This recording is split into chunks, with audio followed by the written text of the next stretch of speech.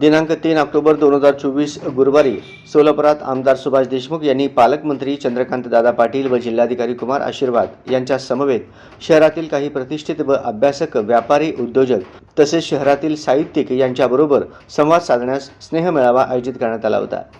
त्यावेळी शहरातील साहित्यिक उपस्थित होते। उपस्थित साहित्यांकडून त्यांना निवेदन देण्यात आले। भारत स्वतंत्र होऊन 78 वर्ष व महाराष्ट्र स्वतंत्र होऊन 64 वर्ष उलटून गेले तरी सोलापुरात साहित्यिकांना, लेखकांना, वक्त्यांना एकत्रित येण्यास हक्काचे ठिकाण नाही।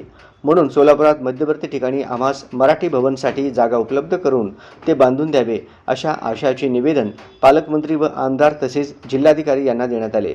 त्यावेळेस शहरातील साहित्यिक रामप्रभू माने, संध्या धर्माधिकारी, रेणुका बुधारम, शिवाजी शिंदे, नरेंद्र गुंडेली, वनिता गवळी, गोडके, DN जमादार, जमालुद्दीन शेख, दत्तात्रय इंगळे, शैलेश उकरंडे, जावेद शेख, सुरेश निकंबे, प्रियंका जगजाप, अनिता विभूते, मयुरेश कुलकर्णी, भगवान चौगुले, अंबादास जाधव, विद्या साबळे यांच्यासह शहरातील अनेक साहित्यिक उपस्थित होते।